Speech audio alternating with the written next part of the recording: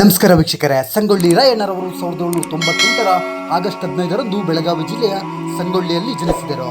ಅವರ ಜೀವನದ ಒಂದು ಹಂತದಲ್ಲಿ ಅವರು ಕಿತ್ತೂರು ಸಾಮ್ರಾಜ್ಯದ ಸೈನ್ಯಕ್ಕೆ ಸೇರಿದರು ಮತ್ತು ಹಿರಿಯ ಕಮಾಂಡರ್ ಸ್ಥಾನಕ್ಕೂ ಕೂಡ ಹೇಳಿದರು.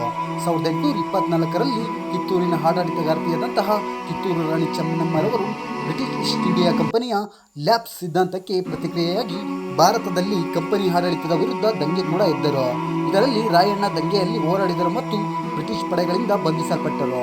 ಅಂತಿಮವಾಗಿ ಅವರನ್ನು ಕೂಡ ಬಿಡುಗಡೆ ಮಾಡಲಾಯಿತು ಮತ್ತು 1824ರ ದಂಗೆಯಲ್ಲಿ ಭಾಗವಹಿಸಿದ್ದಕ್ಕಾಗಿ ಶಿಕ್ಷೆಯಾಗಿ ಈಸ್ಟ್ ಇಂಡಿಯಾ ಕಂಪನಿ ತನ್ನ ಬಹುಪಾಲು ಭೂಮಿಯನ್ನು ವಶಪಡಿಸಿಕೊಂಡಿದ್ದರಿಂದ ಮತ್ತು ಉಳಿದ ಭೂಮಿಗೆ ಭಾರಿ ತೆರಿಗೆ ವಿಧಿಸಿದ್ದರಿಂದ ಕೋಪಗೊಂಡ ರಾಯಣ್ಣ ಚೆನ್ನಮ್ಮನ ಮಗ ಶಿವಲಿಂಗಪ್ಪನನ್ನು ಕಿತ್ತೂರಿನ ಹೊಸ ಆಡಳಿತಗಾರನನ್ನಾಗಿ ಪ್ರತಿಷ್ಠಾಪಿಸಲು ಯೋಜಿಸುತ್ತಾ ಈ ಪ್ರದೇಶದಲ್ಲಿ ಬ್ರಿಟಿಷ್ ಪ್ರಾಬಲ್ಯವನ್ನು ವಿರೋಧಿಸುವುದನ್ನು ಮುಂದುವರಿಸಿದನು. ನಿಯಮಿತ ಸೈನ್ಯವನ್ನು ಸಂಗ್ರಹಿಸಲು ಸಂಪನ್ಮೂಲಗಳ ಕೊರತೆಯಿಂದಾಗಿ ಅವನು ಸ್ಥಳೀಯ ರೈತರಿಂದ ಜನರನ್ನು ನೇಮಿಸಿಕೊಂಡನು ಹಾಗೂ ಅವರು ಈಸ್ಟ್ ಇಂಡಿಯಾ ಕಂಪನಿಯಿಂದ ಇದೇ ರೀತಿ ಕೋಪಗೊಂಡರು ಮತ್ತು 1829ರಲ್ಲಿ ಬ್ರಿಟಿಷರ ವಿರುದ್ಧ ದಂಗೆಯನ್ನು ಪ್ರಾರಂಭಿಸಿದರು.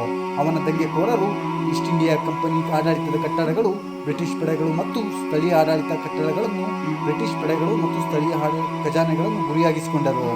ಆದರೆ ದೊಡ್ಡ ಶತ್ರು ಪಡೆಯಿಂದ ದಾಳಿಗೊಳಗಾಗುವುದನ್ನು ತಪ್ಪಿಸಲು ನಿರಂತರವಾಗಿ ಚಾಲನೆಯಲ್ಲಿದ್ದ ರಾಯಣ್ಣ ಸ್ಥಳೀಯ ಭೂಮಾಲೀಕರಿಂದ ಗಳಿಸಿದ ತೆರಿಗೆಗಳನ್ನು ಮತ್ತು ಖಜಾನೆಗಳನ್ನು ಲೂಟಿ ಮಾಡುವುದರಿಂದ ಗಳಿಸಿದ ಲೂಟಿಯನ್ನು ತನ್ನ ದಂಗೆಗೆ ಹಣಕಾಸು ಒದಗಿಸಲು ಬಳಸಿಕೊಂಡನು. ತನ್ನ ದಂಗೆಯ ಸಮಯದಲ್ಲಿ ಅವನಿಗೆ ಸಿದ್ದಿನಾಯಕ ಹಾಗೂ ಗಜವೀರ ಸಹಾಯ ಮಾಡಿದರು ಹಾಗೂ ಏಪ್ರಿಲ್ 1830ರಲ್ಲಿ ರಾಯಣ್ಣನನ್ನು ಶಿವಲಿಂಗಪ್ಪನ ಜೊತೆ ಬ್ರಿಟಿಷರು ಸೆರೆ ಹಿಡಿದು ನ್ಯಾಯಾಲಯದಲ್ಲಿ ವಿಚಾರಣೆ ನಡೆಸಿ ಮರಣದಂಡನೆ ವಿಧಿಸಿದರು.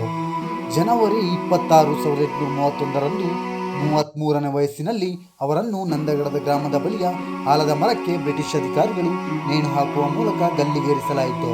ಅವರ ಮರಣದ ನಂತರ ಅವರನ್ನು ನಂದಗಡದ ಬಳಿ ಸಮಾಧಿ ಮಾಡಲು ರಾಯಣ್ಣನ ಆಪ್ತ ಸಹಚರರಾದ ಸಂಗೊಳ್ಳಿ ಬಿಚ್ಚಿಗತ್ತಿ ಚನ್ನಬಸಪ್ಪ ಅವರು ಅವರ ಸಮಾಧಿಯ ಮೇಲೆ ಆಲದ ಸಸಿಯನ್ನು ನೆಟ್ಟರು. ಅದು ಇಂದಿಗೂ ಅಲ್ಲಿಯೇ ಉಳಿದಿದೆ. ಅವರ ಸಮಾಧಿಯ ಬಳಿ ಒಂದು ಸ್ತಂಭವನ್ನು ಸಹ ಸ್ಥಾಪಿಸಲಾಯಿತು. ಕರ್ನಾಟಕ ಸರ್ಕಾರವು ಒಂದು ಶಾಲೆ, ಒಂದು ಶಿಲಾ ಉದ್ಯಾನ ಮತ್ತು ಒಂದು ವಸ್ತು ಸಂಗ್ರಹಾಲಯಕ್ಕೆ ರಾಯಣ್ಣನವರ ಹೆಸರನ್ನು ಕೂಡ ಇಟ್ಟಿದ್ದಾರೆ. ಇನ್ನು ಗೀಗಿ ಹಾಡುಗಳು ಉತ್ತರ ಕರ್ನಾಟಕದಲ್ಲಿ ರಚಿಸಲಾದ ವಿರೋಚಿತ ಜನಪದ ಪದ್ಯಗಳಾಗಿವೆ.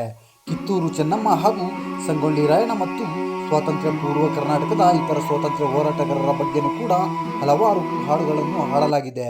ಬೆಂಗಳೂರಿನ ಸಿಟಿ ರೈಲ್ವೆ ನಿಲ್ದಾಣದ ಬಳಿ ಬಲಗೈಯಲ್ಲಿ ತೆರೆದ ಕತ್ತಿಯನ್ನು ಹಿಡಿದು ಕುದುರೆ ಸವಾರಿ ಮಾಡುತ್ತಿರುವ ಸಂಗೊಳ್ಳಿ ರಾಯಣ್ಣನವರ ಆಯತಾಕಾರದ ಕಂಚಿನ ಪ್ರತಿಮೆಯನ್ನು ಸ್ಥಾಪಿಸಲಾಯಿತು.